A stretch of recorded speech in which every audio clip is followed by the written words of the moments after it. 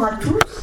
Cette rencontre a lieu dans le cadre du Festival Plume d'Afrique, qui a lieu tous les 2 ans. Vous avez sur la table tout au fond les programmes pour ceux qui ne les ont pas encore, dans la mesure où ce n'est pas terminé et qu'il va y avoir encore un week-end, le week-end prochain, assez chargé à la mairie de Tours. Voilà. Donc nous, pour notre participation cette année à Plume d'Afrique, notre invité vient du Maroc. Voilà. Mohamed Ledaï. Après avoir enseigné le français une 30aine d'années dans un lycée marocain, on dit consacré à l'écriture, peut-être à la vie tout simplement. Et vous êtes berbère, il faut le dire, amazigh, on peut dire aussi. Voilà, vous êtes berbère et vous vivez en pays berbère où vous retournez demain, à Tahanout. Demain, oui, c'est demain. Et vous avez écrit 12 romans, 10 en français et 2 en amazigh. Ah, c'est vrai, j'avais apporté pour montrer quand même un roman en amazigh. Tant pis, il est parti dans les profondeurs de mon... J'ai oublié de le sortir pour le montrer. Si, il est là. J'avais prévu qu'on écrive parce que ça me fascine cet alphabet amazigh, d'écrire sur le tableau bienvenue, mais on n'y a plus pensé. On n'y a plus pensé. Voilà. Pendant qu'on lisait vos livres, pour préparer cette séance, il y avait au Maroc la Gen Z 212 qui se révoltait, qui était dans les rues, et on pouvait trouver dans le livre beaucoup de motifs, effectivement, de révolte. C'est pas très bon. C'est peut-être parce que je tiens le... Voilà. Voilà. Donc, on va attaquer le questionnement à partir de vos... Ça saute, hein. Il ne veut peut-être pas être bougé. On va attaquer le questionnement à partir de vos romans, mais auparavant, je ne sais pas, il n'y a pas de précision peut-être. Si? Non. Non, je remercie l'association de m'avoir invité. C'est la première fois que je viens à Tours. C'est donc à la fois le plaisir de venir dans ce cadre et la découverte de cette région, la Touraine. Je remercie Françoise pour l'accueil chaleureux et convivial. Voilà, et je vous remercie tous de vous être déplacés pour venir écouter un écrivain, ce qui n'est plus évident, aussi de moins en moins évident par les temps qui courent. Quoi d'autre? Oui, sauf que j'ai écrit aussi un essai. Voilà, oui, j'ai oublié de préciser. Voilà. Dernièrement, sur l'école, je ne regarde jamais mes papiers, donc j'oublie toujours quelque chose, sur l'école marocaine. Mais on terminera d'ailleurs sur une question à ce propos. D'accord. Donc, merci de vous être déplacé. Voilà, Maryse. Donc, on va vous questionner maintenant. Le monde très animé dans lequel se déroulent vos romans est celui de petites gens. Souvent, en premier plan, des jeunes qui, souvent, sont en recherche de travail. Ils vivent, ça se passe presque toujours, dans la province Marrakech-Safi. Ce sont essentiellement des berbères et tous sont effrayés par toutes les formes de pouvoir. Je vais lire, peut-être je me lève pour que vous entendiez mieux. Alors, vous nous direz si c'est toujours d'actualité parce que c'est un livre de 2009. Est-il besoin de rappeler que dans cette région, comme partout ailleurs, les agents du Marzen, donc tout ce qui est, vous l'expliquerez aussi, n'ont jamais été en odeur de sainteté. Pour les petites gens du pays, les représentants du Marzen sont des viandes à fuir parce que véreux et corrompus, foncièrement corrompus dans leur cœur, corrompus dans leur âme, corrompus ad vitam aeternam. Ce jugement, les gens du pays le portent indifféremment sur tous les représentants de l'État, en tenue ou en civil, de l'infirmière du dispensaire au gouverneur du bled, en passant par le juge, le député parlementaire, l'élu local, le contrôleur des impôts, le gendarme, le planton de la commune, l'employé de l'état civil, le morasni du souk et le garde forestier. Voilà. Donc, le déclencheur de la plupart de vos romans, c'est une espèce de frottement terrorisé de certaines de ces petites gens qui sont les héros avec ces membres du pouvoir, souvent les gendarmes d'ailleurs, hein, tout ça. Et alors, pour vous, quel a été d'abord le vôtre de déclencheur? Comment vous vous êtes lancé dans cette histoire d'écriture et comment avez-vous choisi de mettre en scène tous ces gens que vous connaissez bien évidemment, vous habitez, mais est-ce que c'est toujours d'actualité, comme j'ai demandé tout à l'heure, cette terreur des pouvoirs? Enfin, la terreur baisse. Elle baisse. La preuve, c'est tous ces jeunes qui manifestent tous les jours, il a sensiblement baissé.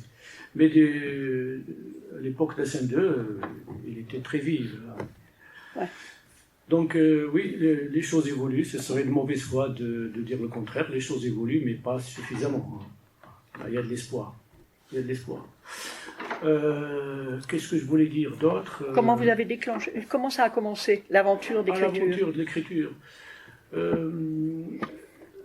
Je crois que certaines personnes sont faites pour écrire. Comme il y en a d'autres qui sont faites pour faire de la musique, pour faire du sport, etc. Et moi, j'ai toujours été quelqu'un un solitaire, voilà, solitaire.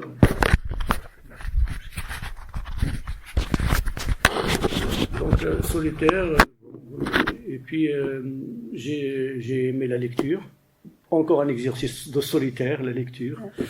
Je lisais au début, je lisais beaucoup en arabe, des écrivains marocains comme Driss Khouri, comme Mohamed Choukri, comme Mohamed Zefzaf. Voilà, mais aussi des écrivains égyptiens, Taha Hassin, Ahmed Amin, pardon, et Mustafa Lotfi, Elman Faloti, des écrivains comme ça que je lisais. C'est des écrivains qui ont un mode d'écriture classique, une écriture narrative linéaire, etc. Bon, voilà. Et puis j'ai découvert la littérature. Puis j'ai découvert d'abord la langue française, qui est ma 4e langue, il faut le préciser. Moi, jusqu'à l'âge de 7 ans, je n'ai parlé que berbère, qui est la langue de mes parents, de mon village. Tout le village ne parle que berbère. Donc, jusqu'à l'âge de 7 ans, je n'ai parlé que berbère. Et à partir de 7 ans, j'ai commencé à apprendre et l'arabe dialectal et l'arabe classique. Très compliqué. Je me suis retrouvé, je me souviens, devant un instituteur qui ne parlait pas un mot de berbère, alors que moi, je ne parlais pas un mot d'arabe. C'était le dialogue des sourds. Par bonheur, j'avais une camarade de classe avec qui je partageais la table, le pupitre, qui était juive. À l'époque, les juifs, il y en avait encore au Maroc, qui s'appelait Saada et qui parlait les deux langues, à la fois l'arabe dialectal et le berbère. Donc, il me servait d'interprète avec l'institutrice et les instituteurs. Et puis, bon, j'ai appris donc, après le berbère, j'ai appris l'arabe dialectal, ensuite l'arabe classique. Et à l'âge de 9 ans, j'ai commencé à apprendre l'alphabet français. Voilà. Mais mon premier contact avec ce qu'on appelle la littérature française, l'écriture française, elle date de l'âge de 12 ans. J'étais élève au collège à Marrakech, parce qu'à l'époque, il n'y avait pas de collège chez moi, à Tanout. Tanout, c'est un petit patelin. Enfin, aujourd'hui, c'est une ville de 16 000 habitants, au sud-est du Maroc, mais du côté de la montagne, du Haut-Atlas, sur la route d'Imlil, Toubkal, etc. Et donc, pour les élèves qui voulaient poursuivre leur scolarité, ils devaient se déplacer à Marrakech. C'est là qu'il y avait les collèges et les lycées. Et donc, voilà, je me suis retrouvé à Marrakech. Et la première année, enfin quelques mois après, j'ai été sur la plage Jamafna, pour ceux qui connaissent. C'est le cœur de la ville. Et à l'époque, il y avait les bouquinistes. Les bouquinistes étaient sur la plage Jamafna. Les bouquinistes de Marrakech. Maintenant, on les a parqués du côté, au-delà des remparts, du côté de Bab du Kuala. Hein, donc, mais à l'époque, ils étaient carrément au beau milieu de la place Jamafna. Et c'est là que j'ai acheté un livre, le moins cher, chez un bouquiniste. À l'époque, un dirham ou deux, je me souviens plus, mais très très peu. Par hasard, j'ai pris un livre le moins cher. Et c'était L'étranger de Camus. Voilà. C'était L'étranger de Camus. Voilà. J'ai ouvert. Aujourd'hui, ma mère est morte, ou peut-être hier, je ne sais pas. J'ai reçu un télégramme de l'asile. Mère décédée, enterrement demain, sentiment distingué. Cela ne veut rien dire. Et j'ai été surpris, j'ai été stupéfait par ces phrases courtes. Sujet, verbe, complément, sujet, verbe, complément. Si forte. Oui, mais percutante, courte mais percutante. Mais en même temps, je me suis gouré. Je me suis enfoncé le doigt dans l'œil jusqu'à l'os. Je me suis dit, c'est facile d'écrire. Puisque c'est comme ça, si j'ai eu un compliment, je vais écrire des livres. Je n'ai absolument rien compris. Voilà, c'était mon premier. Et puis après, j'ai lu des pages, j'en ai appris pas mal. Bon, j'en ai appris pas mal. Et certaines, je garde encore dans ma tête des phrases, des pages entières de L'étranger de Camus. Tellement c'était beau. C'était très beau. Mais, ceci dit, ma première sensibilité littéraire est les Berbères, d'abord. J'habite un village où les gens sont friands de poésie. Ils adorent la phrase bien formulée, la figure de style. Une phrase bien tournée a vite fait le tour du village. Certaines deviennent des proverbes. Et tout petit, j'avais appris des poèmes, beaucoup de poèmes, parce que c'est une langue qui se prête beaucoup à la poésie. On ne connaît pas la poésie berbère parce qu'elle n'est pas traduite. C'est malheureux, ça viendra. Ça viendra. Maintenant que le berbère est une langue officielle au Maroc, depuis 2011, il est inscrit dans la constitution marocaine, grâce au nouveau roi. Donc, il viendra un temps où cette poésie sera traduite en français et il vous parviendra ici, il ira partout dans le monde. C'est une très très belle poésie. J'espère seulement qu'elle sera traduite par des poètes, parce que moi, j'ai la ferme conviction que seul un poète peut en traduire un autre. Les traducteurs mécaniques, non. Pas la littérature, on peut traduire un texte scientifique. Bon, un texte scientifique, on peut le traduire. N'importe qui maîtrise les deux langues, il peut traduire. Mais la poésie, ce n'est pas possible.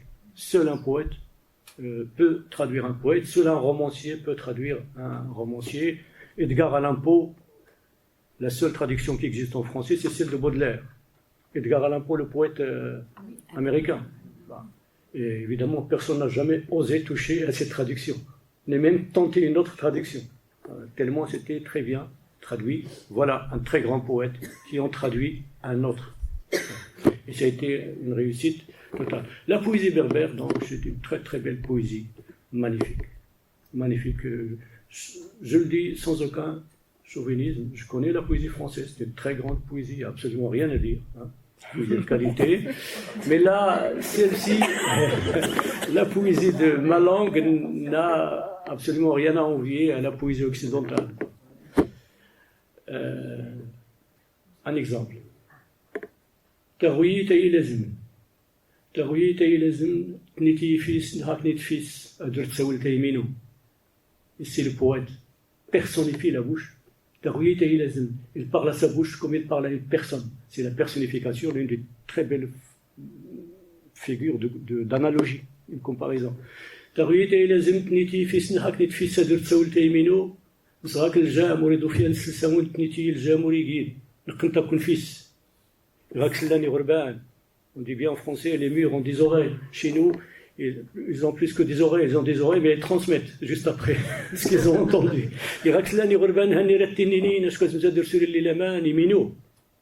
Imino, Amara di Sauli Sakhnan, Raïdntana Yegout, Rasul Fils. Yan Aritrali Ginwan, Yan Isakiru Hakal. Yan Aritrali Ginwan, Yan Isakiru Hakal, Yan Ulisakshta Bisakur Messil. وتينا سير كان الصابون يلتي فدمان يغني قايتو وتنتي سنان باسكو زغويد الرسل كي ولا تجرنك الهيفه ساسور الحل لينيميراسيون فيرلان سي une très très belle figure de style كي ولا تجرنك الهيفه ساسور لكم الا ان ولدك تيني خدتي الساد الا ان ولدك تيني خدتي الساد يغيساو ليمي هنا فوتا يماس هدي السوق في زرار الولي الشاني انت ما زرتي يدباب نسى كل الغلات وكان الناس ما زرتي اللي غلول التيتك l'enjambement, césure, enjambement, rejet.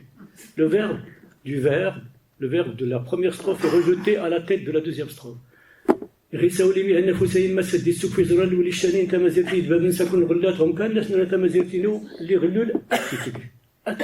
verbe est rejeté à la tête de la strophe suivante. Merci. on a tout compris. On a compris la musique. Il était un peu professeur, en fait. Hein. Oui. Bon, on entre dans ce que tu voulais demander, toi, Paul. Là. Oui, moi je voulais vous parler un peu de l'écriture de vos romans. Alors, et vous poser une question. J'y vais. Lève-toi peut-être, parce que les gens... Ah bah c'est, je peux prendre ça aussi. Oui, oui, oui. Et puis je me lèverai si ça va pas.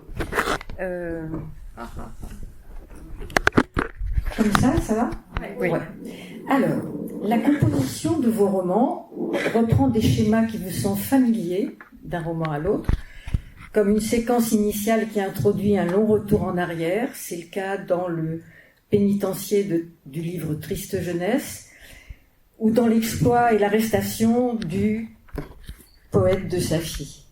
Il y a aussi des flashbacks plus ponctuels liés à l'entrée d'un personnage. Ce sont du coup des récits d'enfance, des récits de formation. Vous entrelacez ou alternez une thématique sociale grinçante, à laquelle Françoise a fait allusion, et les histoires de couples qui se heurtent au monde tel qu'il est. Mais il vous arrive aussi de faire des pauses dans le récit. Par exemple, un chapitre sur la poésie arabe, un chapitre entier sur la poésie arabe dans le poète de sa fille. Ou d'alléger le récit avec des chapitres brefs sur la religion, sur la cuisine, dans Il fait nuit chez les Berbères. Vos descriptions aussi reprennent des formules, des séquences, des portraits que l'on retrouve d'un roman à l'autre. Mais par ailleurs, certains lieux, je pense au couloir du poste de police ou du tribunal, qu'on fréquente beaucoup dans les romans aussi, associés à l'absurdité des audiences sans cesse reportées, aux portes fermées de tous les juges, certains lieux deviennent presque fantastiques dans le jardin des pleurs.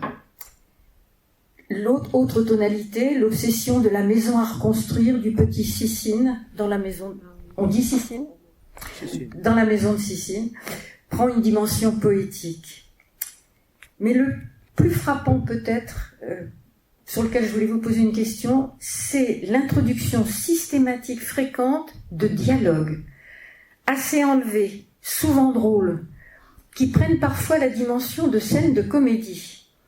Cette veine comique utilise toutes les ressources du genre, comme le comique de situation, quand par exemple la première dame américaine rend visite au douar où l'on improvise pour elle à l'école une leçon d'anglais. Ça c'est dans Au bonheur des moineaux. Il y a aussi un comique de répétition qui revient souvent. Je donne comme exemple la recette pour corrompre un fonctionnaire en lui offrant un chevreau. Ça marche 2 fois dans les mêmes termes, mais ça marche à tous les coups. Il y a des énumérations surprenantes, il y en avait peut-être dans ce que vous nous avez récité tout à l'heure. Il y a quelque chose que vous utilisez systématiquement et qui nous a beaucoup fait rire en fait, l'exploitation de la ressemblance d'un personnage avec une célébrité. Il y a comme ça un roman où un policier va s'appeler Raffarin. Pendant tout le roman, on ne dira plus son nom, on l'appellera Raffarin parce qu'il ressemble à Raffarin. Je voulais vous demander pourquoi vous tenez à cette tonalité comique qui inclut les injures et les obscénités, dont on reparlera plus tard. Donc pourquoi cette tonalité comique, même dans les histoires tragiques? Et question subsidiaire, avez-vous pensé à écrire pour le théâtre? Voilà. Merci Paul pour la lecture et pour les questions. Pourquoi donc l'humour, sarcasme, etc. Et surtout l'humour. Pourquoi l'humour? Parce que je viens d'un village où les gens, adorent l'humour. Et puis Marrakech, c'est la capitale du rire. Il y a d'ailleurs un festival qui s'appelle Marrakech, capitale du rire. Les gens de Marrakech, la Marrakech est à 20 minutes de chez moi. Les gens rient beaucoup. Les Marocains rient beaucoup. D'ailleurs, il y a un curieux proverbe marocain qui dit كثرة الهم كتضحك. كثرة الهم كتضحك, c'est-à-dire trop de soucis, ça fait rire. C'est curieux. Trop de soucis ici, en Occident, ça pose suicide. Quand on a trop de problèmes, c'est normal, c'est logique. Alors que chez nous, quand les gens ont trop de soucis, ils se mettent à rire. Voilà. C'est pour vous dire que sur ce plan-là, je n'ai absolument rien inventé. Donc j'ai repris une qualité qui existe déjà chez les gens de mon pays et je m'en suis servi dans mon écriture. Mais c'est aussi bon marché, ça se réfère aussi à bon marché qui dit « Je me hâte de rire de tout pour ne pas avoir à en pleurer ». Mais qu'il ne faut pas se fier à mon rire et à mon humour. C'est peut-être juste pour ne pas avoir à en pleurer. Oui, parce que... ouais.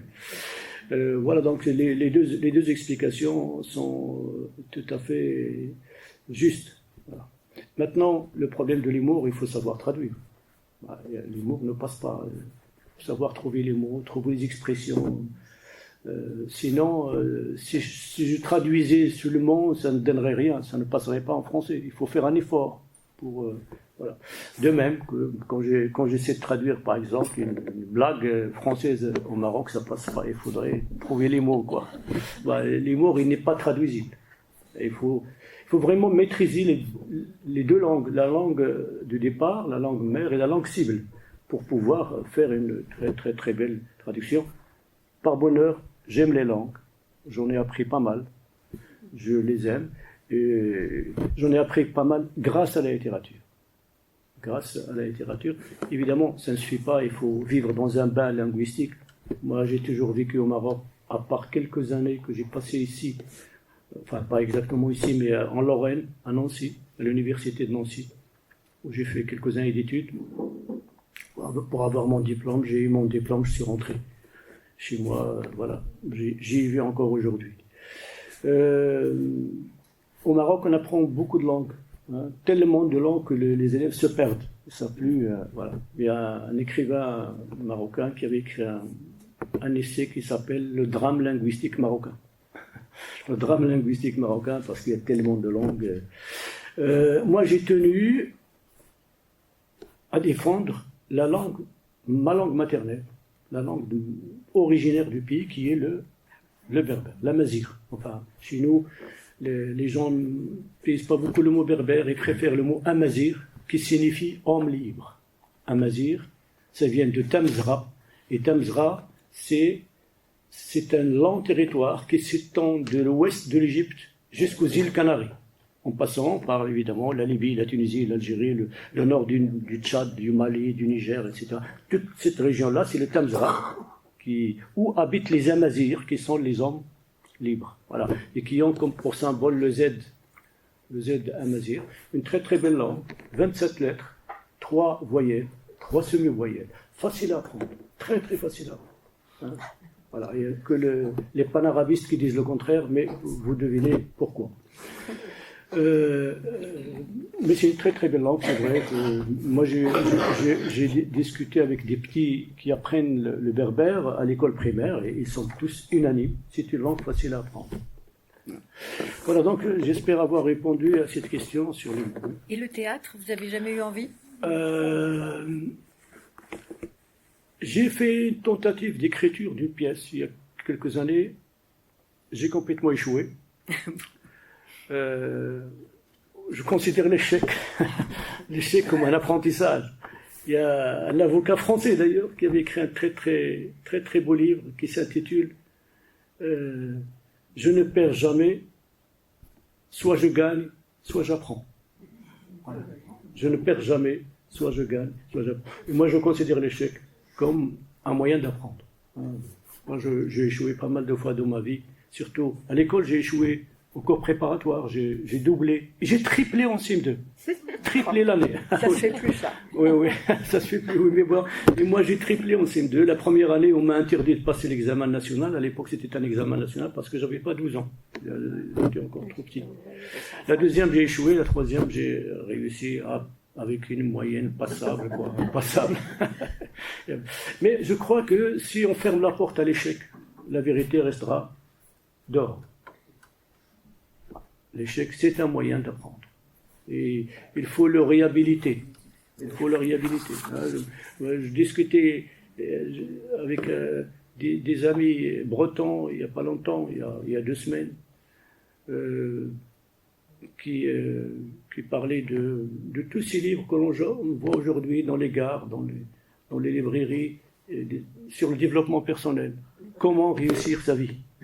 Comment réussir sa vie? Et ça m'a toujours choqué, parce que on ne peut pas réussir sa vie.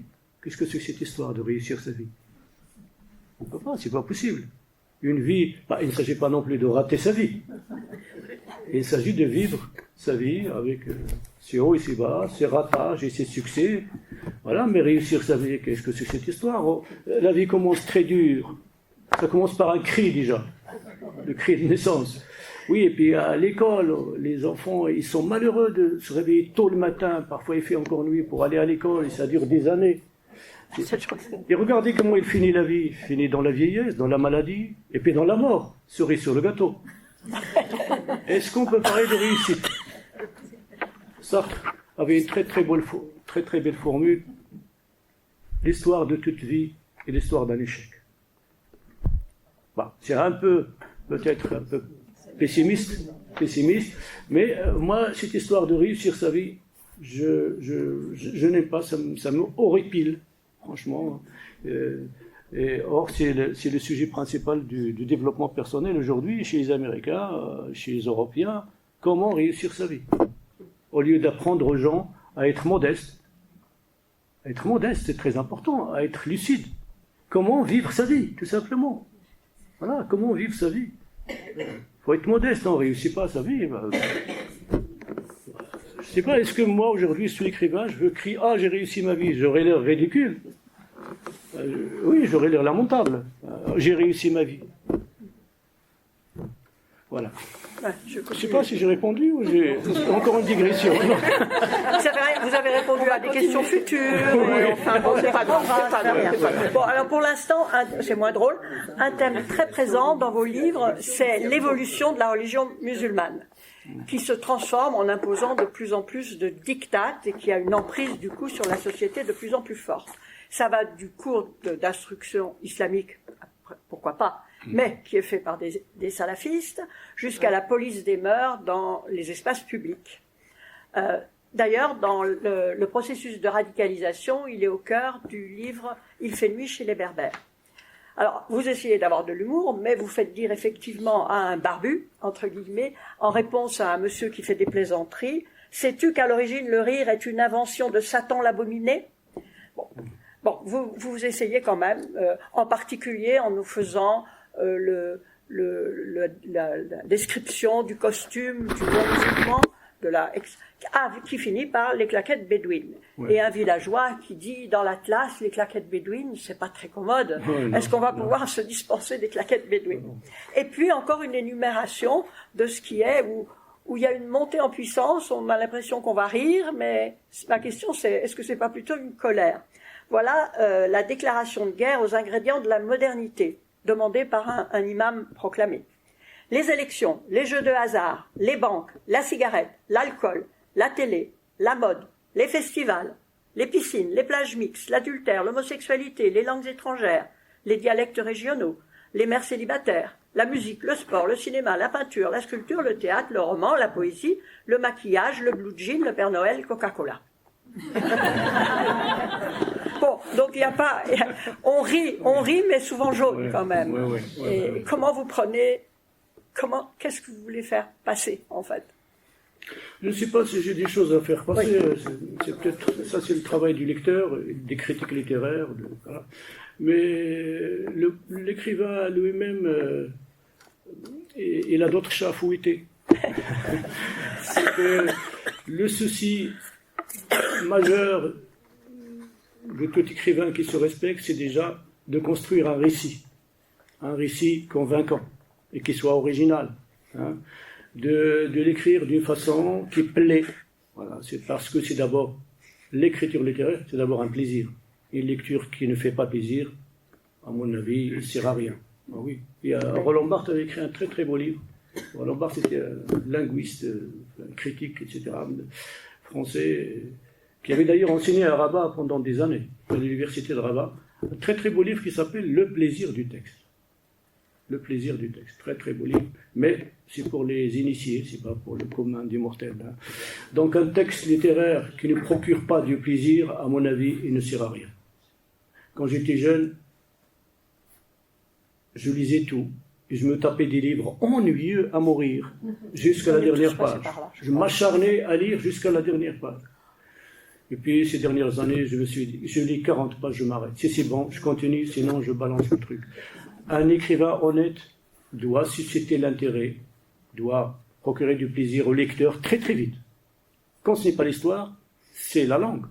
Et la langue, quand c'est très bien écrit, la littérature, il y a des écrivains qui ne racontent pas grand-chose, mais c'est tellement bien écrit qu'on ne lâche pas le livre. Voilà. Donc voilà, c'est ma conception de l'écriture. Maintenant, est-ce qu'il y a des messages? Il y a sûrement des messages, mais bon, ça part de là. Non, c'est que tu as... Ma question était mal posée, c'est pas ça que j'avais écrit. Mais vous bon. avez tout à fait raison de l'avoir posée.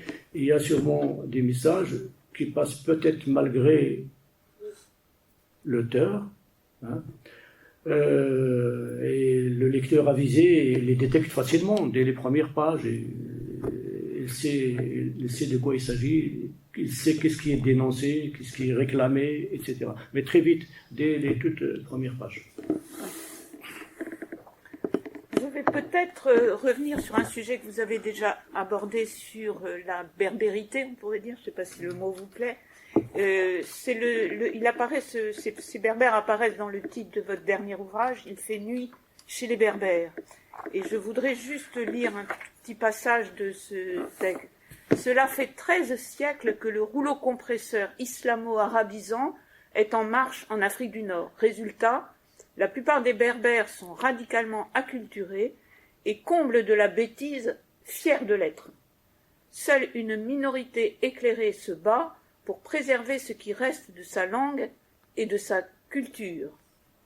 Bon, vous faites, je pense, partie de cette minorité qui se bat, mais pourriez-vous développer un peu comment vit-on actuellement son identité berbère au Maroc et surtout peut-être quels sont les liens aussi avec le monde berbère qui va donc au-delà du Maroc? Alors, comment on vit la berbérité ou la berbéritude aujourd'hui? Alors, il y a des gens comme moi qui avons fait l'effort de creuser un peu dans l'histoire, hein, parce que, faut-il le rappeler, les textes écrits ont été, ils ont suivi ce qu'on appelle un autodafé au moment de l'invasion arabo-musulmane, et donc la littérature, les écrits berbères ont disparu. Voilà. Et on n'a plus. L'histoire, la culture a été complètement gommée des mémoires et de la réalité. Il y a ceux qui ont fait l'effort, parce que, bon, il faut faire l'effort pour aller, pour connaître une culture qui a disparu. Moi, j'ai fait l'effort, donc, et j'ai découvert une culture merveilleuse, une civilisation ouverte sur les autres, très émancipée, très évoluée. Je dis ça sans chauvinisme aucun. Je vous donne quelques exemples. Chez les Berbères, l'égalité homme-femme existe depuis la nuit des temps. Ça, c'est quelque chose pour lequel on se bat encore dans nos pays arabo-musulmans. On se bat encore pour obtenir l'égalité homme-femme. La peine de mort en France a été abolie en 81 avec l'arrivée de la gauche, oui, voilà, de la gauche, de Mitterrand au cours du premier septennat. Donc. C'est récent, 81, c'est récent. Hein. Alors, chez les Berbères, c'était depuis la nuit des temps. Il n'y a pas de peine de mort.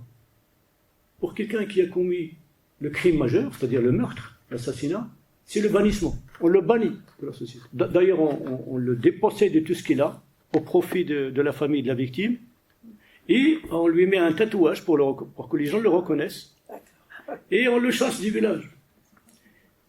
Par exemple, il quitte Tours, un exemple. Il arrive au Creusot.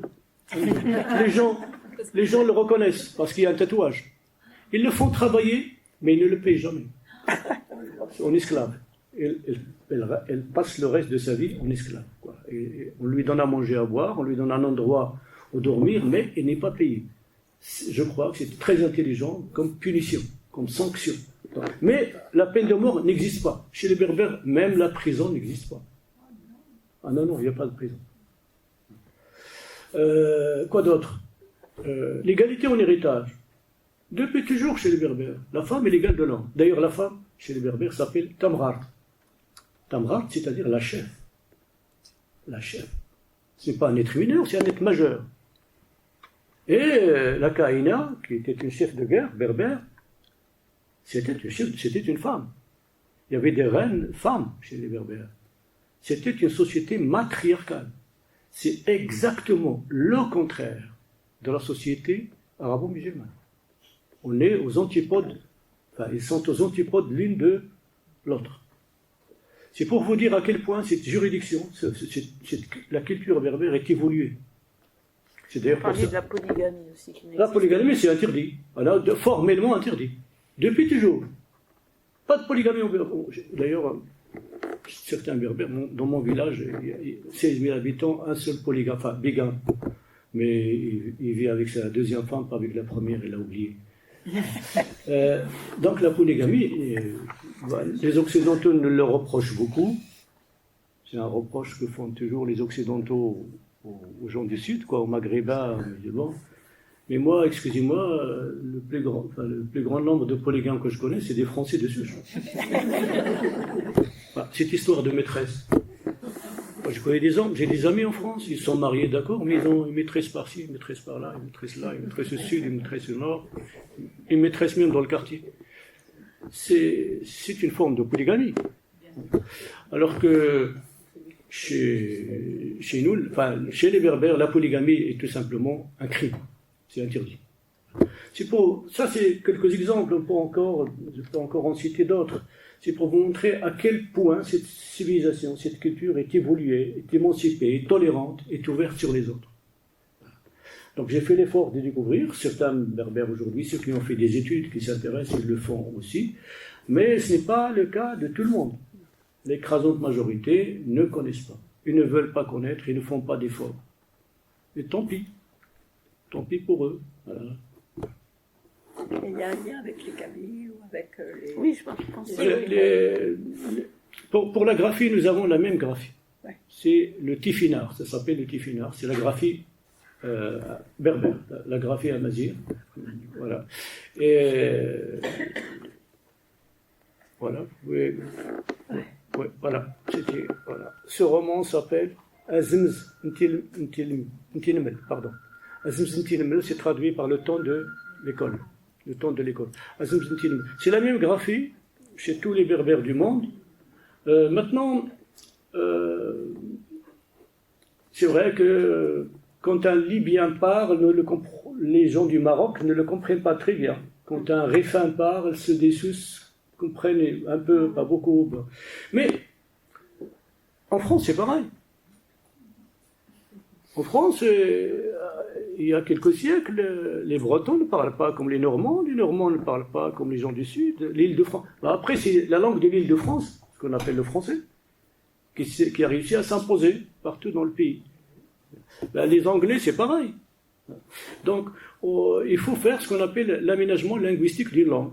Comme ça, il a déjà commencé, grâce à l'IRCAM, Institut Royal de Culture Amazigh, installé à Rabat, qui donc est en train de réaliser cet aménagement linguistique pour faire une langue unique. Moi, quand j'entends des Kabyles parler, je comprends tout. Je comprends. Peut-être qu'il y a un mot qui m'échappe, mais en général, je comprends tout. Quand c'est un Libyen ou un Berbère des îles Canaries parle, je comprends. D'ailleurs, eux, les Berbères des îles Canaries, ils parlent exactement la langue de chez moi, exactement. On dirait nos voisins. Bon, il y a quelques mots utilisés par-ci, mais pas par-là. Hein, nous, par exemple, dans le Sousse, Agadir, etc., quand on veut dire à quelqu'un, viens ici, on lui dit Ashkit, sri, Ashkit. Bon, les gens du Moyen-Âge, ils disent Addud. Mais le verbe idda existe aussi chez nous, sauf qu'il n'est pas utilisé dans ces phrases. Ashkit, ça existe aussi chez les autres. Donc, c'est certains mots utilisés dans certains contextes, mais pas dans d'autres. Mais la grammaire est la même, le lexique, le vocabulaire est le même, la syntaxe est la même, donc absolument Voilà. Il suffit juste de faire un aménagement linguistique pour poser une langue, enfin une façon de parler à tous les berbères de l'Afrique du Nord. Voilà. Pour sortir du berbère, on va parler de l'arabe. Oui. L'arabe classique, vous montrez qu'il est lié à l'endoctrinement religieux. Au départ, dans des livres, hein, je parle dans les livres. Il y a un berbère de plein de bon sens devant l'imam qui veut absolument qu'il apprenne à dire les sourates en arabe. Il dit, on ne pourrait pas les traduire en berbère. Et donc la réponse est, la langue arabe fait partie de la religion. Le Coran et les hadiths ne peuvent être correctement saisis avec une autre langue, si riche et si expressive soit-elle. Et bon, il y a un paradoxe chez vous, donc de temps en temps on sent une réserve liée à ça, puis soudain vous en louez la beauté. On en parlait tout à l'heure, Paul, qui avait des chapitres qu'il marquait. Et puis vous avez même 2 héros dans vos livres, ici et dans La bouteille au cafard, où le personnage principal, disons plus que le héros, est diplômé d'arabe classique. Voilà. Et mais même ce diplômé d'arabe classique, ça m'a amusé parce que il est plein de paradoxes. Voilà, on commence par une admiration. Il faut que je trouve le bon endroit. L'arabe classique est de loin la langue la plus exubérante, la plus audacieuse qu'il m'était donné de connaître. Donc on se dit, waouh, elle ne craint ni les verbiages fastidieux, ni les amplifications outrancières, ni les redondances encombrées, encore moins les éloges dithyrambiques. Donc sans arrêt, on passe de l'admiration à la petite glissade moqueuse. Donc, oui, il faut rappeler que l'arabe ne date pas de ces 122, enfin, l'année de l'Hégire, la première année de l'Hégire qui correspond à l'année 622 du calendrier grégorien, le vôtre. Elle est là bien avant. Ouais. D'ailleurs, les plus grands poètes, les poètes qui sont considérés aujourd'hui dans la langue arabe comme les poètes références, ce sont des poètes pré-islamiques. Les recueils, les meilleurs recueils de poésie remontent à l'époque d'avant l'islam. Les plus grands poètes, Mara al-Qais, Nabir al-Dubyani, Taraf ibn al-Abd al-Bakri, ça c'est des grands poètes qui c'était bien avant l'islam. Ils étaient là bien avant l'islam, mais il reste encore de très très grands poètes. J'ai eu la chance de lire leurs textes. C'est effectivement de très grands poètes. Je répète encore, Mara al-Qais, Nabir al-Dubyani, Taraf ibn al-Abd al-Bakri, Antar ibn Shiddad, et ça fait les 7 recueils les plus grands de la poésie arabe remontent à cette époque-là, bien avant l'islam, que l'islam appelle l'Asr al-Jahili, l'époque de l'ignorance, appréciée, alors que c'était l'époque de la civilisation, de la poésie, où la poésie a atteint son summum, son paroxysme. Voilà, c'est pour vous dire que la langue existait. Bon, maintenant, malheureusement, elle est liée étroitement chez le commun des mortels, elle est liée étroitement à l'islam. Et les fuqaha le disent, la meilleure façon de connaître l'islam, c'est de le lire dans le texte, c'est-à-dire dans la langue arabe. Traduit, il perd beaucoup. C'est comme si vous essayez de traduire les fables de Jean de La Fontaine dans une autre langue. C'est très compliqué. Vous pouvez traduire peut-être le sens, mais la poésie, elle se perd. Comment traduire une tortue lasse de son trou? C'est tellement beau en français. Moi, je la traduis dans ma langue, ça donne pas grand-chose. Ça donne pas l'idée, il est là, mais la poésie, bon, oui. Donc, il y a des textes qui sont intraduisibles. Quelle que soit notre maîtrise de la langue cible, c'est-à-dire la langue de la traduction. Et il y a des textes qui sont intraduisibles.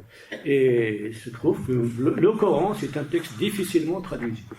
Il y a eu plusieurs traductions, mais bon, il perd beaucoup. Et il y a une chose que les traducteurs n'arrivent pas à traduire, quand ils traduisent le texte coranique, c'est la poésie. Parce que c'est de la poésie, du premier verset au dernier. Ar-Rahman, allama al-Qur'an, khalqa al-insan, allamahu al-bayan, ash-shamsu wal-qamara fi husban, an-najmu fi sajda. C'est de la poésie. Et ça, on ne le retrouve pas dans les traductions, ni en anglais, ni en français, ni en espagnol, on espère. Tout le Coran, c'est de la poésie. C'est rythmé. Du premier verset au dernier. C'est rythmé, c'est de la poésie. Voilà. Les hadiths aussi, c'est pareil. D'ailleurs, le prophète avait son poète attitré, Hassan ibn Thabit. Hassan ibn Thabit, c'était le poète du prophète. C'est pour vous dire que la poésie est omniprésente, bien avant et après, sauf qu'aujourd'hui, malheureusement, cette langue est devenue la langue de l'islamisme, de la pensée radicale, etc., ce qui n'est pas tout à fait vrai. Alors maintenant, nous sommes 3 lectrices là autour de vous. Donc vos narrateurs, vos personnages principaux sont des hommes, on peut dire. Et je pensais qu'on pourrait plutôt dire des mâles, qui sont obsédés par les croupes. Oui. Vous ne faites pas grâce de querelles qui sont, mais je crois me rappeler que c'était tout le temps le cas, qui sont remplies d'obscénité. Donc vous n'en faites pas grâce. Alors pourquoi insistez-vous? Pourquoi voulez-vous nous montrer à ce point-là ces machos Parce que c'est malheureusement l'archétype du citoyen arabo-musulman. La sexualité est interdite autant que le vin, autant que l'alcool, etc. Et les interdits, les gens courent vers les interdits. Il suffit de leur interdire une chose pour qu'ils se jettent dessus. Et bon, maintenant, les critères de beauté ne sont pas les mêmes. Ils ne sont pas les mêmes de ce côté-ci de la Méditerranée que de l'autre. Une femme mince, chez nous, il n'a pratiquement qu'une chance de trouver une chaussure à son pied. Il faut que la femme soit bien grasse, quoi. Oui, c'est la France du XVIIe siècle. Au XVIIe siècle, c'était les mêmes canons. Une femme maigre, mince, non. Ah non. Une femme maigre au Maroc, elle a très très peu de chances de trouver chaussures à son pied. Il faut qu'elle soit un peu... charnue. Voilà, un peu charnue. Oui, mais on peut le dire et pas insister. On peut le dire et pas insister. On peut le dire et pas insister, si on veut. Les obscénités sont violentes quand même. Oui. Ah oui, Que il y a ce soit beaucoup de violence, oui, échange bien entre sûr. hommes et femmes, ou que ce soit entre supérieurs et inférieurs. Oui, tout à fait. Il y a beaucoup de violence. Il y a beaucoup de violence verbale, oui. Il y a beaucoup de violence Est-ce qu'on verbale. pourrait dire que c'est comme un défoulement, justement, dans cette verbale, de cette contrainte, d'un contexte où les relations amoureuses, sexuelles sont extrêmement... C'est sûr, c'est un défoulement. C'est comme sûr. un défoulement. Oui, c'est un défoulement. C'est un défoulement. Mais n'oubliez pas une chose, c'est que mes personnages viennent du petit peuple. Oui. C'est pas des gens qui ont fait des études. C'est des petites brutes, des bas-fonds. C'est le mécanicien, le peintre en bâtiment, c'est l'aide maçon, c'est le vendeur à la sauvette qu'on croise dans les souks, etc. C'est des petites gens, et c'est leur langage. Moi, je ne peux pas mettre l'inversion du sujet dans la bouche d'un boucher, par exemple. Je ne peux pas faire parler un maraîcher de chez nous, lui faire parler une langue arabe soignée. Non. Chaque classe sociale a...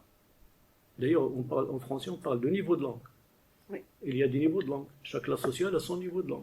Ça va du plus soutenu, du plus soigné, au plus vulgaire, en passant par le populaire, le standard, le courant. Il y a des niveaux, quoi. Et chaque niveau correspond à une classe sociale. Évidemment, quand je fais parler un peintre en bâtiment, je le fais parler comme il parle dans la réalité. Sinon, ça sonnerait faux.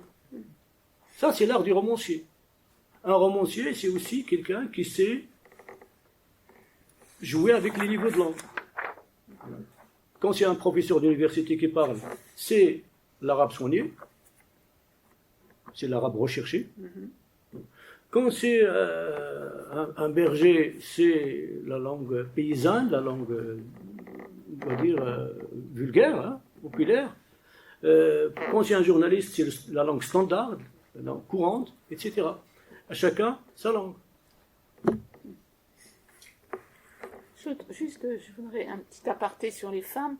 Il m'a semblé que les mères, par contre, étaient toujours très aimées, très aimantes. Et je me demandais quelle était leur place actuellement dans la société marocaine. Les mères, en règle générale, Les parents, en règle générale, ils jouent un rôle important.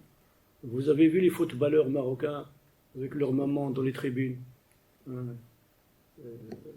Hakimi, qui est un joueur qui joue ici, au PSG par exemple, sa maman est tout le temps là, de tous les déplacements. D'ailleurs, il a mis toute sa fortune au nom de sa mère. Le jour où il a divorcé, la femme n'a pu rien obtenir. Bah, c'est pour vous dire que la place de la mère est primordiale. La situation, en règle générale, pas toujours, c'est pas toujours le cas, mais en règle générale, c'est comme ça. La place des parents, du père et de la mère. Et en général, les Marocains ne mettent pas leurs parents, pour l'instant, ne critiquent pas, mais ils ne mettent pas leurs parents dans des iPads, d'ailleurs, ça n'existe pas, mais ça viendra. Maintenant que les Marocains commencent à habiter dans des petits appartements, des cages à lapins, maintenant ils sont obligés de mettre leurs parents dans des maisons de retraite. C'est une évolution qui est inévitable. Vous êtes là déjà depuis quelques décennies, mais ça viendra aussi au Maroc. Je voulais vous faire parler de l'éducation au Maroc, puisque vous y avez consacré un essai dernièrement. Bon, il y a une charge dans Evelyne ou le djihad, il y a une charge contre l'arabisation. Il y a en italique, au milieu de l'histoire, moi, le narrateur personnage, je parle un français approximatif, malgré les 10 années d'apprentissage à l'école publique. Normal, je suis de la génération sacrifiée, celle ayant subi de plein fouet l'arabisation de l'enseignement. Politique absurde s'il en est, adoptée pour abrutir mes concitoyens et faire plaisir aux potentats primitifs qui règnent sur le Moyen-Orient. Un jour viendra, j'en suis sûr, où les concepteurs de ce poison seront jugés et condamnés, même à titre posthume. Bon, pas une charge. Je ne retirerai pas un mot de ce qui est écrit ici. Non. Ouais. Alors, je rappelle que l'enseignement au Maroc est francophone jusqu'en 1985. Enfin, au début des années 80. Au début des années 80, l'ancien roi supprime la philosophie. Il n'y a plus de philosophie, on la remplace par l'éducation, les études islamiques. Premier pas vers le gouffre. Ensuite, on commence l'arabisation et met en place une arabisation de l'enseignement des matières scientifiques. Alors je parle d'absurde, de non-sens dans ce passage que vous venez de lire, parce que c'est effectivement un non-sens total. Pourquoi ? On apprend les matières scientifiques, les mathématiques, la physique, la chimie, etc. On apprend ça aux élèves depuis le primaire jusqu'au terminal. Arrivé en terminale, l'élève obtient son bac, on lui dit « Maintenant, c'est fini l'arabe, on va passer au français. » Parce que tout l'enseignement supérieur, c'est en français. C'est un non-sens total. Pourquoi c'est en français dans l'enseignement supérieur ? Parce qu'il n'y a pas de livre en arabe. La traduction s'est arrêtée au primaire, collège, lycée, c'est tout. Après, les laboratoires, les livres, les manuels de sciences, c'est en français. Voire en anglais dans certains cas. Et l'arabisation que j'appelle, moi, dans mon essai, l'arabrutisation, a produit 2 voire 3 générations de Marocains qui ont appris les matières scientifiques en arabe, alors que le marché de l'emploi est en français. C'est un non-sens total, un scandale. Bon, ces dernières années, il y a 4-5 ans, le Maroc revient sur ça. On se remet au français. Mais il n'y a pas de bilan. Il n'y a pas d'explication officielle. Pourquoi ? Pourquoi 40 ans d'arabisation ? Pourquoi 40 ans d'arabisation ? Il faut nous dire une réponse. À quoi ça a servi ? Ça a servi à dérouter 2 générations de Marocains. Et donc aujourd'hui, on revient au français. Bon, les Marocains riches de l'époque, des années 80, mais eux, ils mettaient leurs enfants dans les écoles françaises et américaines et belges. Ils n'ont pas suivi la classe politique marocaine, et mettaient y compris les islamistes. Le chef du gouvernement, l'ancien chef du gouvernement islamiste, Ben Kiran, qui s'appelle Ben Kiran, et là, ses enfants au lycée Descartes, au lycée français. Et l'appel à l'arabisation, elle défend l'arabisation corps et âme, mais c'est d'un cynisme incroyable. Pour les autres. Oui, l'arabe pour les autres, le français pour nos enfants. Le parti de l'Istiqlal, c'est-à-dire de l'indépendance, qui a initié l'arabisation au Maroc avec le roi Hassan II, le fondateur du parti d'Istiqlal lui-même, Alla al-Fassi, il avait mis toutes ses filles, il avait que des filles, il les avait mis toutes dans l'école française. Et ils ont fait leurs études au lycée Victor Hugo, au lycée Descartes, à Rabat, Victor Hugo à Marrakech, au lycée Lyoté à Casablanca, et ensuite ici, à la Sorbonne, au Pont-des-Chaussées, à Polytechnique à Paris. Et donc, l'arabe pour le peuple, les langues, le français et l'anglais pour nos enfants. Mais c'est d'un cynisme criminel. C'est d'un cynisme criminel. Je traite tous ces sujets-là dans mon essai sur l'école marocaine qui s'appelle l'école marocaine, diagnostic d'un ex-enseignant. Parce que je rappelle que j'ai enseigné le français pendant une trentaine d'années au lycée marocain. Et donc ce livre, c'est le résultat de cette longue expérience dans le milieu enseignant. Et il y a dans ce livre qui s'appelle Grâce à Jean Lafontaine, un long passage, je ne sais pas si on le lit, où il y a toute la déconfiture de l'enseignement, de l'enseignant, qui au début voulait apprendre, ça m'a amusé la façon dont vous dites les choses, tous les grands mots hantés, la fidélité, la solidarité, l'équité, la charité, et qui finalement voit comme résultat que tous ces élèves sont des chômeurs. J'ai redit, beaucoup des personnages dans vos livres sont des jeunes qui n'ont pas d'emploi. Ils n'ont pas d'emploi, pas de liberté amoureuse, ils ont vraiment un mur devant eux. Et vous dites que finalement, pour limiter les dégâts, j'ai une fois pour toutes arrêté de jouer avec mes élèves le grand conseiller, le fin connaisseur de la vie et de ses méandres, le grand sage. J'ai juré sur la tête du premier Homo sapiens de ne plus jamais donner mes conseils périmés et stupides ni à mes élèves, ni à qui que ce soit dans ce bas monde. J'ai certainement déjà gâché bien des vies, il faudrait désormais que je me la boucle et laisse les gens choisir leur chemin seuls. Voilà. Donc vous en étiez là quand vous avez décidé d'abandonner l'enseignement? J'ai décidé de quitter l'enseignement très très tôt, et ma femme aussi d'ailleurs, et on a fait plusieurs fois la demande. Mais bon, l'éducation nationale ne voulait pas me laisser partir. Il a fallu que je fasse 31 ans de service. 31 ans. Pour que je parte tellement, on se sentait très mal dans ce milieu, à cause de tout ça, mais aussi à cause de l'arrivée des islamistes, de leur prédominance dans le milieu. Ils sont dominants. Ah oui, ils sont dominants, mais pas seulement. Hein. Moi, quand je dis islamisme, je ne dissocie pas de l'ignorance. Ça va ensemble. Hein. Et donc,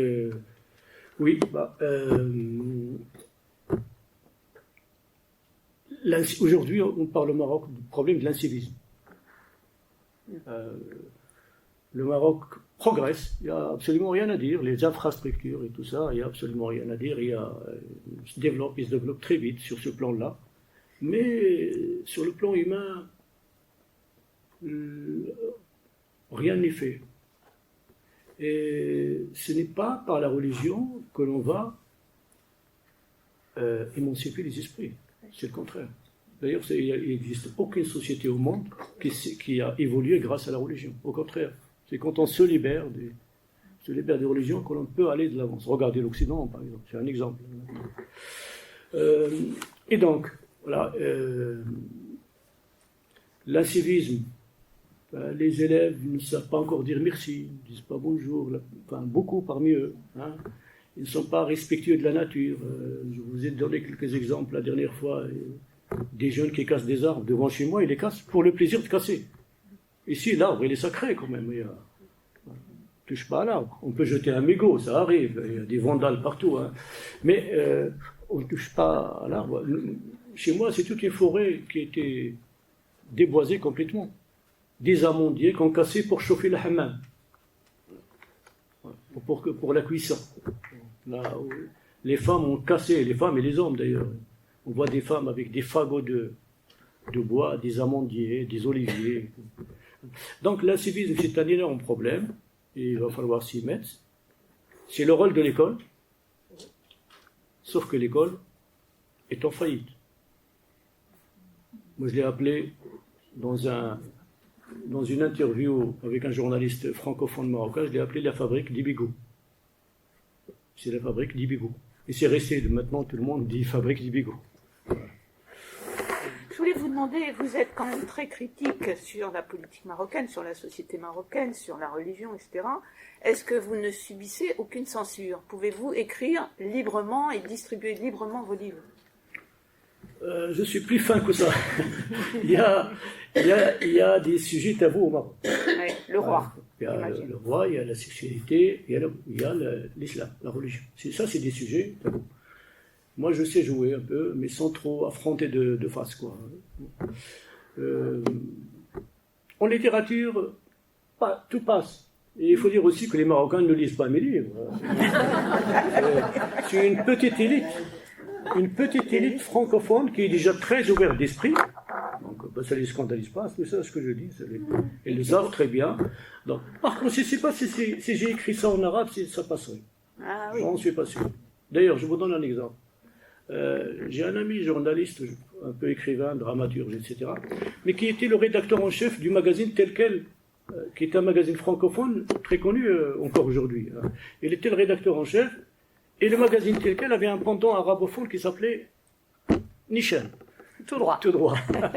Oui. Et donc Nishan écrit en dialectal marocain, pas en arabe classique. Et ils publiaient, ils écrivaient leurs articles en dialectal marocain, c'est pour le grand public, pour les masses. Ils ont publié un article sur les blagues au Maroc. Parce que les Marocains, tout religieux qu'ils sont, ils s'attaquent, ils n'ont pas de limite, ils s'attaquent à tous les tabous quand il s'agit de blagues.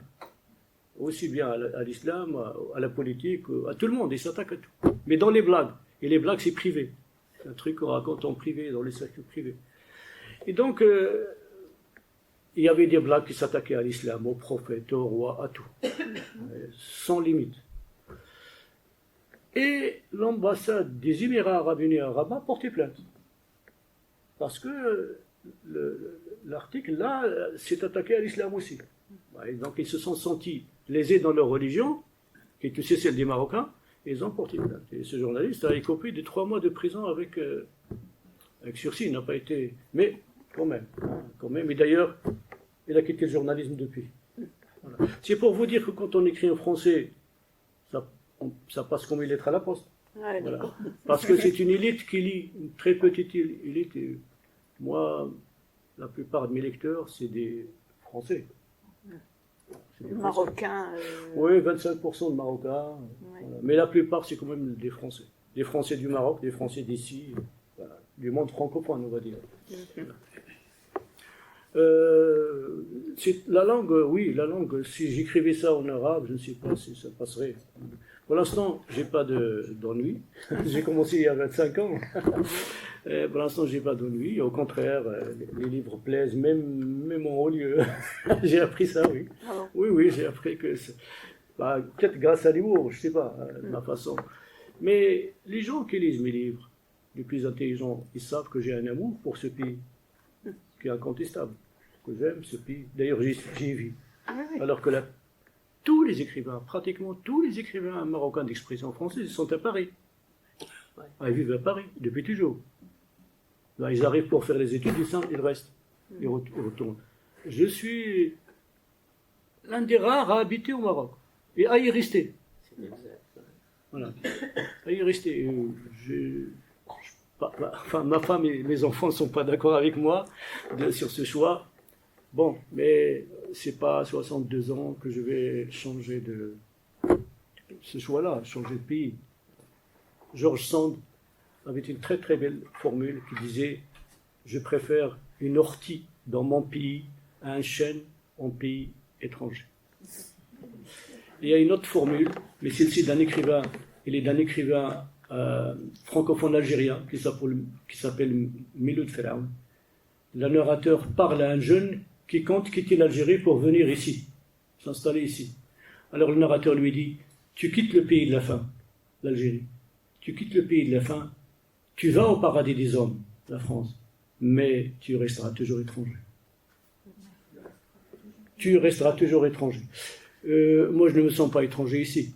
Mais bon, c'est normal. Je parle la langue. Je parle la langue, je connais l'histoire, je connais.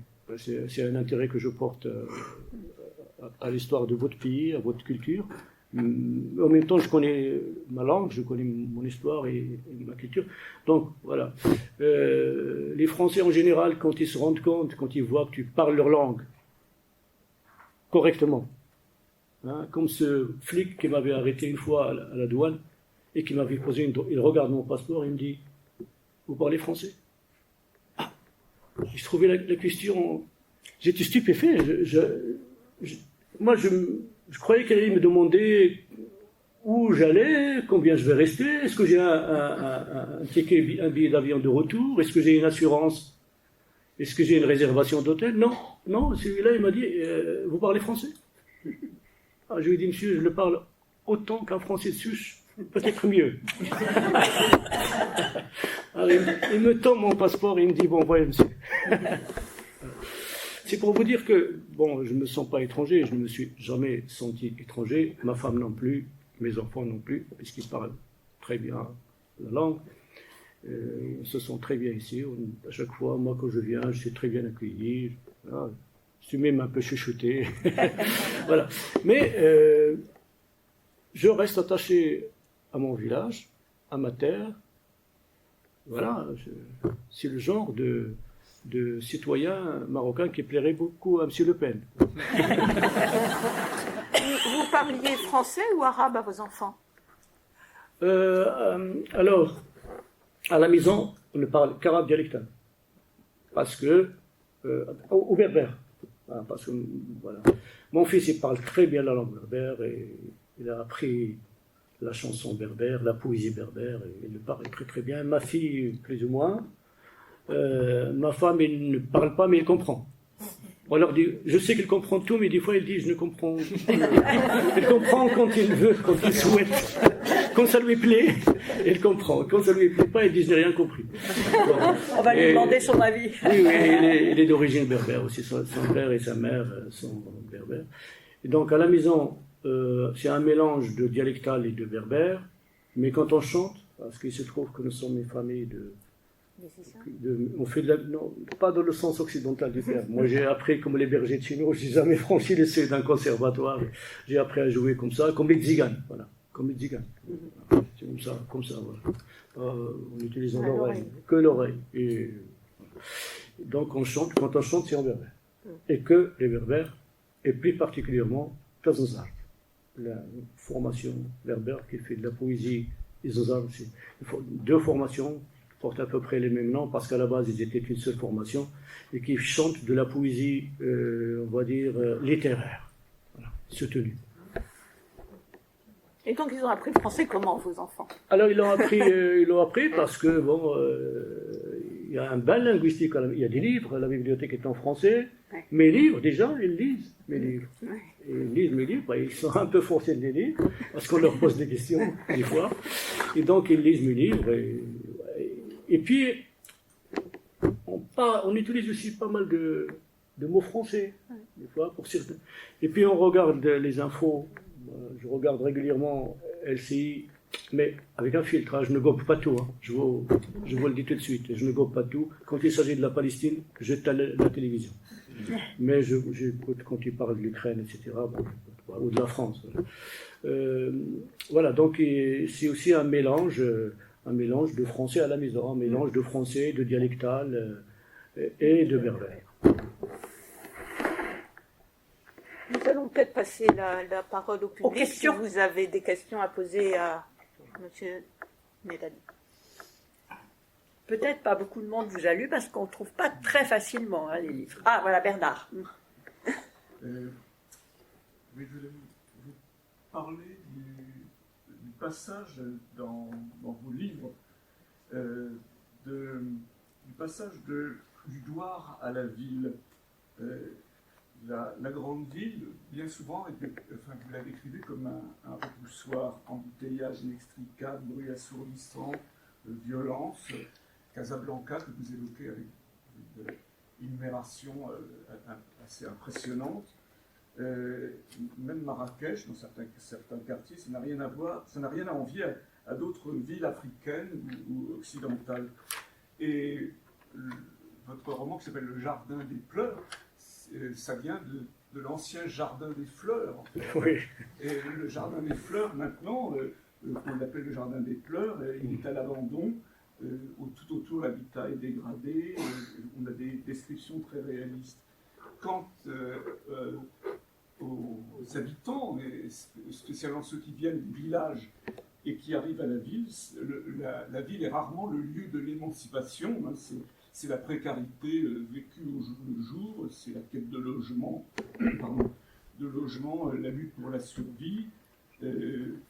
Est-ce qu'il n'y a pas dans ce déterminisme de la précarité, il faut aussi des protecteurs, et pour s'en sortir, il faut verser des bakchich. S'il y a des illusions, elles sont vite perdues. Ça n'empêche pas, par exemple, dans l'amour, c'est dans la maison de Sicile, l'amour de Leïla et de Vidar, qui est très émouvante pour le lecteur. Donc c'est la seule liberté en quelque sorte. Sinon, comment sortir de cette impasse? On ne voit pas d'histoire de libération, quelque sorte d'émancipation. Qu'est-ce que vous pensez? Alors, pour cette analyse comparative de la ville et de la campagne, votre analyse est tout à fait pertinente, je la partage tout à fait, c'est juste.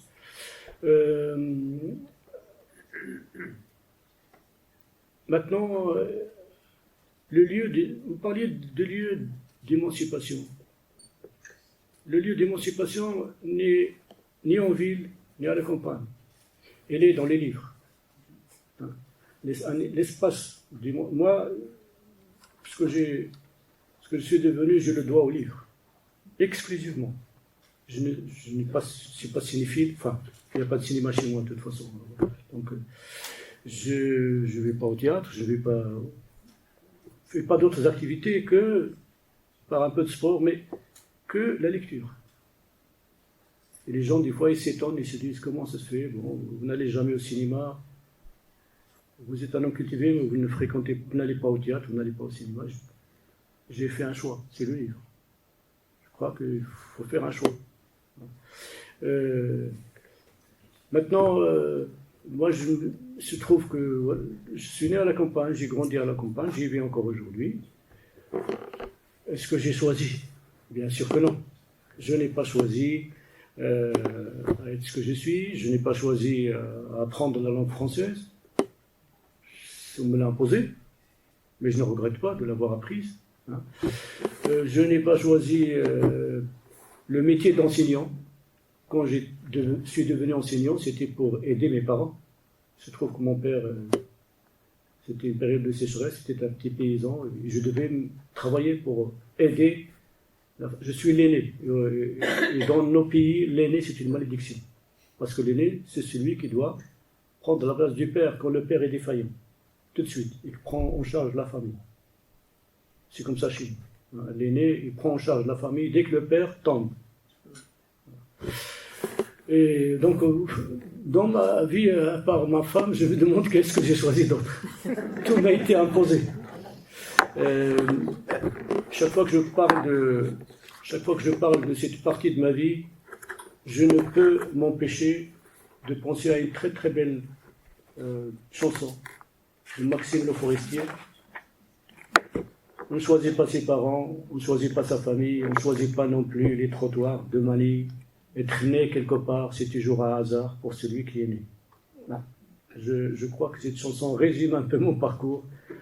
Être né quelque part, c'est toujours un hasard pour celui qui est né. C'est comme ça. Et donc, mon père, il voulait que je sois gendarme parce qu'il touchait des bakchiches tout le temps, il les voyait. Les gendarmes, c'est des gens riches. Alors, il me dit, voilà, gendarme, c'est bien, tu vas gagner de l'argent. Pas seulement le salaire. Hein. Et il se trouve que l'occasion est venue que je sois enseignant de français. Là, je suis devenu enseignant. Mais si c'était le chinois, je serais devenu professeur de chinois. Aucun problème. Donc, c'était pas des choix. C'était des choses qui étaient... Je crois que tous les gens qui viennent de milieux défavorisés, c'est le cas de tous les gens qui viennent de milieux défavorisés, aussi bien ici qu'ailleurs. Excusez-moi. Je crois que les gens qui C'est plus d'Afrique. Louiseau et l'autre, c'est ceux plus d'Afrique qui sont. D'accord. Ouais. Ah, il y a une question là-bas aussi, avant que... Jean-Louis? J'ai deux questions à vous poser. Une de pure information. Est-ce que le berbère qu'on parle en Kabylie ressemble à celui que vous parlez? Il a un peu répondu. Ouais, je crois que j'ai évoqué un peu cette question, mais il ressemble, moi en tout cas, quand j'étais à l'université ici en France, dans les années 80, j'avais des camarades de classe de Kabylie. On se retrouvait au café de l'université ou au resto U et discutait entre elles, c'était des filles. Je comprenais, enfin au début pas. Oh, mais c'est pas vrai. Je comprends. Et je l'ai coupé pour Oui. Et donc je comprenais parce que je faisais un effort. Et à ce propos, je me souviens, quand j'ai été nommé professeur en 1985 à Tenerife, à l'autre bout du Maroc, très très loin de chez moi, mon grand-père m'avait rendu visite. Il est venu, et à Tenerife, on parle le berbère du Moyen Atlas, qui est différent de celui du Sud, de Marrakech, d'Agadir, etc., Tiznit. Enfin, légèrement différent. Et j'étais avec mon grand-père au café, et il y avait des gens de Tenerife qui sont venus voir. On s'est mis à parler on va dire, enfin, pas la langue, mais leur variante. On va dire, la langue c'est le berbère, mais par une variante légèrement différente. Et on s'est mis à parler, je parlais leur variante. Et mon grand-père me regardait. Et puis, dès que ces deux personnes se sont éloignées, il me dit, quelle langue ils parlent ces gens-là? Je dis, c'est comme toi, ils parlent berbère. Il me dit, non, pas du tout, j'ai jamais entendu ça. Mais j'ai pas compris un mot. Mais en fait, lui, il ne voulait pas faire d'efforts. J'ai compris qu'il ne voulait pas être... Lui, c'est la langue d'Agadir, le souci, ça s'appelait le souci. Ou alors le reste, ce n'est pas du berbère. Que sa langue qui est le berbère. Donc, moi, qui est un grand curieux linguistique, un curieux des langues, je comprends. Je comprends le kabyle. Je comprends. Peut-être qu'il y a quelques mots qui m'échappent. Je comprends. Et le kabyle nous a imposé certains termes qui sont très beaux. Par exemple, la langue. Le mot langue. Langue, en berbère, ils, qui est aussi la langue, le nom de la langue, ils. Et les kabyles nous sortent un mot très très beau, toute la ils. C'est la langue. Et il est adopté par tous les berbères, aussi bien en Tunisie, au Maroc. Maintenant, on parle de toute la ils. Le tamazigh, c'est une toute la ils. Très beau mot. Donc, voilà, c'est pour vous dire que quand on est curieux, je ne peux pas dire que les gens de Marseille ne parlent pas français, parce qu'ils roulent les airs. Non. Quand on est curieux, on fait un petit effort et on comprend. Donc, le kabyle, c'est un berbère. Ma langue, c'est un berbère. Les gens du Carré parlent aussi le berbère. Et moi, quand je les vois à la télé, par exemple, parler, moi, je comprends tout. C'est rare qu'un mot m'échappe. C'est vraiment rare. Attends, il avait une autre question, Gilles. Oui. Dans votre dernier livre, je crois, on a l'impression qu'il y a toutes sortes d'islam différents, et qu'en particulier l'islam des gens de votre village ne ressemble pas beaucoup, non seulement à celui des salafistes convaincus, mais même à l'islam officiel. Alors, il y a l'islam amazigh. Les sociologues parlent d'islam amazigh. Qu'est-ce que c'est que l'islam amazigh?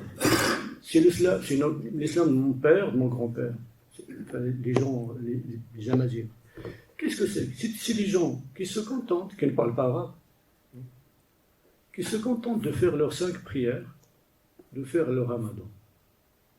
Les 5 piliers de l'islam, Arkal l'islam, 5. Le ramadan, le hajj, le pèlerinage à la Mecque, la zakat, etc. Bon. C'est tout. Mais pas de politique. L'islam politique chez eux n'existe pas. Et dans leur vie quotidienne, ils n'appliquent pas l'islam. Ils appliquent Azrf, la juridiction berbère. Pour régler les problèmes sociaux, ils appliquent Azrf encore aujourd'hui. Oui, ils règlent leurs problèmes avec la juridiction berbère, qui est très évoluée. Mais alors là, 100 fois plus évoluée que celle islamique. Et ça, c'est l'islam amazigh. Et je ne pose pas de questions. Mon père était un fin connaisseur de l'islam. Il a appris le Coran par cœur, il a appris 18 000 hadiths, 18 000 paroles du prophète par cœur. Et je suis impressionné par une chose. Jamais cet homme, qui est un fin connaisseur de l'islam, ne m'a dit, Mohamed, fais ta prière. Jamais. Même en plaisantant. Jamais. Jamais il ne l'a dit. C'est pour lui, l'islam, c'est une conviction intime. C'est pour lui. C'est un rapport entre lui et Dieu, stop. Il ne l'impose pas, il n'en parle pas. Jamais. Alors que ma mère, qui n'a pas été à l'école, elle dit, oh, Mohamed, il faut que tu fasses la prière, alors qu'il ne connaît pas grand-chose à l'islam.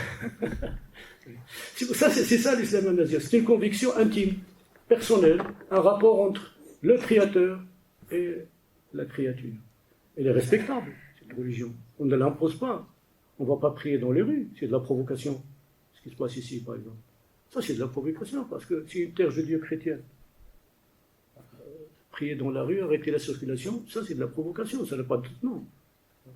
Et mon père, c'est comme beaucoup de berbères, il avait cet islam-là qui est une conviction intime. Mais ça s'arrête là, pas des politiques.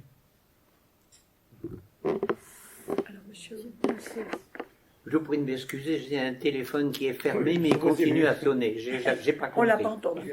Bon, moi, je voulais vous poser deux questions. Dans votre dernier livre en particulier, Fait nuit chez les Berbères, il y a des attaques, je dirais presque frontales contre la religion. J'avais noté le même passage que vous, cela fait 3 siècles que le rouleau compresseur, etc. Et en même temps aussi, bien souvent, une attaque contre le fonctionnement du Marzen, c'est-à-dire de l'État marocain. Est-ce que ce type de propos, parce que je connais le Maroc depuis 1958, où j'ai été nommé enseignant à Rabat, est-ce que depuis l'avènement de Mohamed VI, la liberté d'expression n'a pas fait quand même quelques progrès?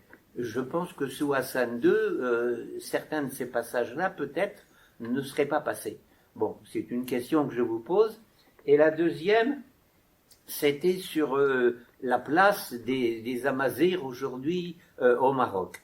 Vous décrivez de façon très juste ces Berbères venus de la région d'Asni et qui se retrouvent dans le bidonville d'Ain Sebaa, ou bien à Salé dans des conditions de vie extrêmement dures, et c'est la réalité. Hein, ils se retrouvent appauvris et sans espoir de faire quoi que ce soit.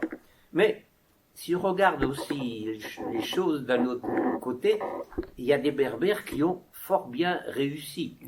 Et je signalerai tout simplement que le Premier ministre aujourd'hui du Maroc est né à Tafraout, et donc il est en plein pays berbère du Sud. Il est la deuxième fortune marocaine après celle du roi, et c'est un personnage qui est à la fois économiquement et politiquement important. Le ministre de l'Intérieur, M. Lasfit, il vient du Rif oriental, il a fait les grandes écoles parisiennes et il occupe une place au gouvernement. Je pense qu'il y a peut-être un retournement de situation aujourd'hui pour les berbérophones, disons les Amazirs en général.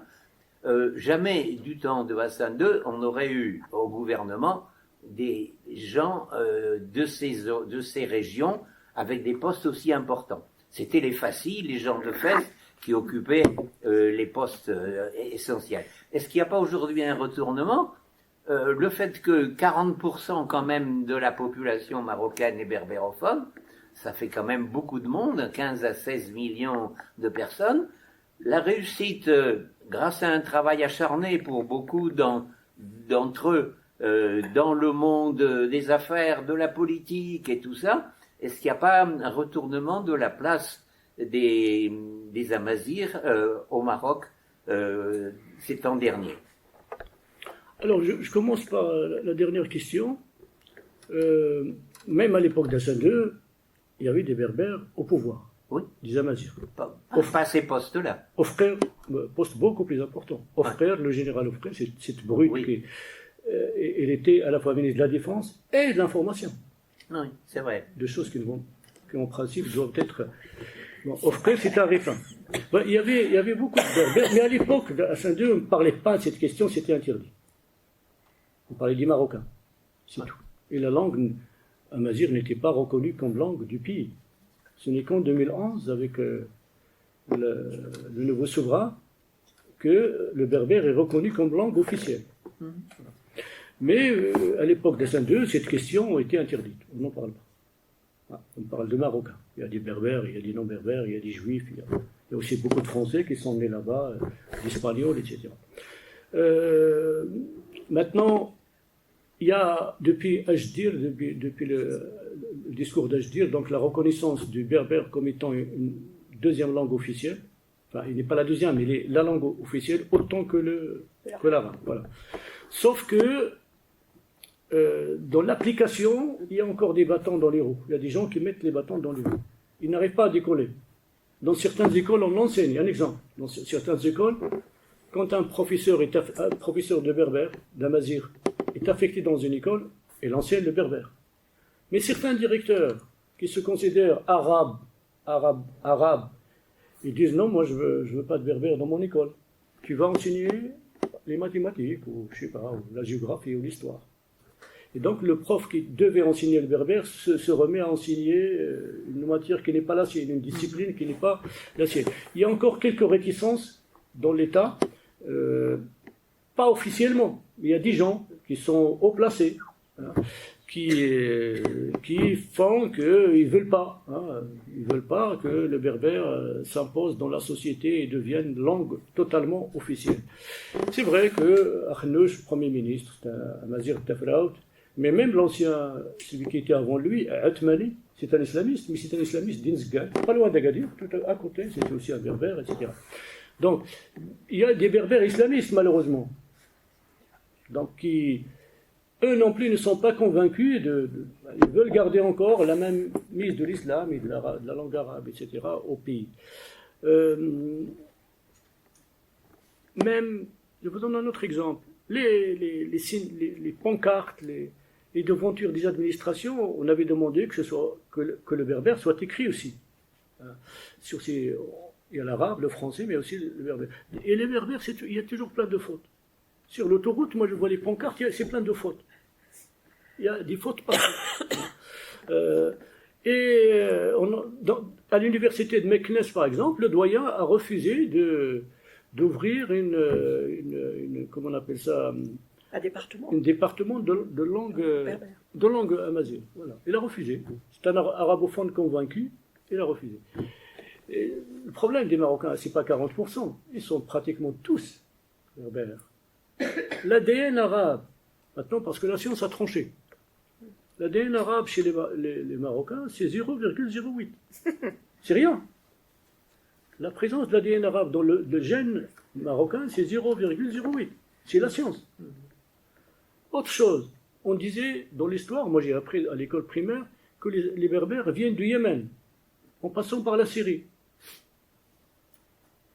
Al-Barabira abna'u mazigh ja'u min al-Yaman abra Sham. Ils viennent du Yémen en passant par la Syrie.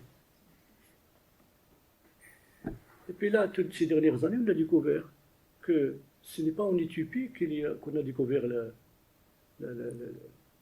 l'ancêtre des humains, c'est au Maroc. La montagne d'Iroud, dans la région de Safi. C'est là qu'on a découvert les crânes des premiers Homo sapiens. Donc l'humanité, elle est là, c'est le berceau de l'humanité.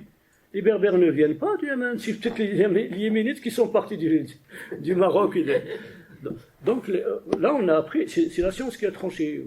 Les Berbères sont nés ici, ils ont toujours été ici, ils ne viennent de nulle part. C'est leur pays.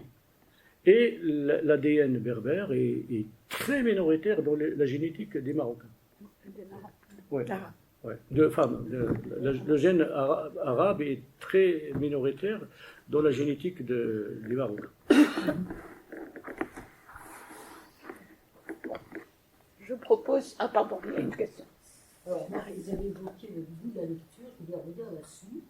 On est défini par ces lectures, et j'aurais bien aimé que vous fassiez rapidement un panthéon de vos auteurs préférés, et surtout l'en faire de ceux que vous n'aimez pas, mais par amour de la lecture que vous lisez consciencieusement jusqu'au bout.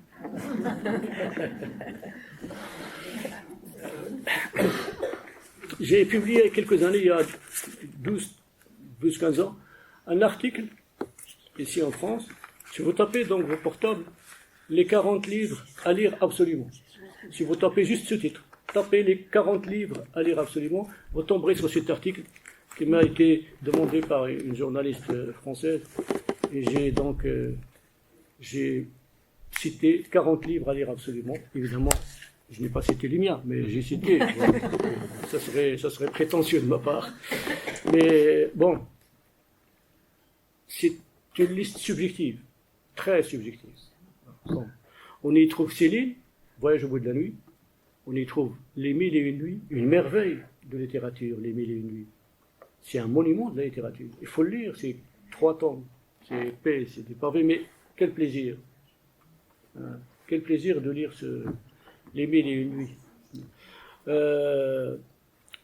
On y trouve des livres totalement inconnus. Les Coquelicots de l'Oriental d'Obrico Saïd. Très très beau livre. Un écrivain marocain. Il a écrit un seul livre, Les Coquelicots de l'Oriental. Mais c'est une merveille. On y trouve Le pain nu de Chokri, traduit dans pratiquement toutes les langues du monde. On y trouve Modiano. Ah ouais. Bien sûr. Oui. Modiano, on ne peut pas faire l'économie de... On y trouve l'étranger. L'étranger de Camus, bien sûr. Peut-être aussi La Chute, je ne sais pas. Mais l'étranger, il est là, c'est certain. Alors, Montaigne, les essais. Les essais de Montaigne, c'est une merveille. C'est une merveille de philosophie. Mais peut-être qu'il y a quelqu'un dans le public. Vous avez trouvé la liste des livres? Vous pouvez les citer? Les 50? Non. 40, que 40. Que les titres. Je crois qu'il y avait Belle du Seigneur d'Albert Cohen. Voilà, Belle du Seigneur aussi. Et après, on va arrêter parce qu'on a le temps de boire un coup. Qu'on ait le temps de boire un petit peu. D'accord. Je peux les lire, si vous voulez. Alors, Don Quichotte, Les Mille et une nuits, La Maison de Est-ce que vous pouvez... Attendez juste. Madame, vous voulez passer le micro comme ça, tout le monde entendra. Don Quichotte, oui, bien sûr. Ouais, Don Quichotte. Don Quichotte, Les Mille et une nuits, La Maison de l'araignée, Kafka sur le rivage. Ça marche pas. Il faut approcher. Alors, il y a Don Quichotte, Les Mille et une nuits, La Maison de l'araignée, Kafka sur le rivage, Voyage au bout de la nuit, Les Fables de La Fontaine, Un pédigré, En attendant Godot, Les raisins de la colère, Une vie française, Les 11 poésies de Mahmoud Darwish, Le poète palestinien. Pot-bouille, Oui. Pour qui sonne le glas, Le nom de la rose, L'Africain, Une année chez les Français, Une saison en enfer, Les naufragés de l'autocar, Lolita, Jacques le fataliste, Don Juan, Le pain nu, Eugénie Grandet, Les yeux et la mémoire, Les identités meurtrières, L'étranger, Le père Goriot, Les coquelicots de l'Oriental, Les affinités électives, Le prophète, Le grand Maulne. Le grand Maulne. Alain Fournier. Différence de génération. Oui. Belle du Seigneur, Guerre épée, Nana, Des souris et des hommes, Terre des hommes, Le feu, Poésie de Rutebeuf, Au bonheur des Indes, Les dieux en soif. Bon, c'est pas mal. Merci. Bonne bibliothèque. Pour ajouter le poète de Safi, Mohamed Benali, Le bonheur des oiseaux, et Il fait nuit chez les Berbères. Merci. Merci. Et on y va. Merci beaucoup.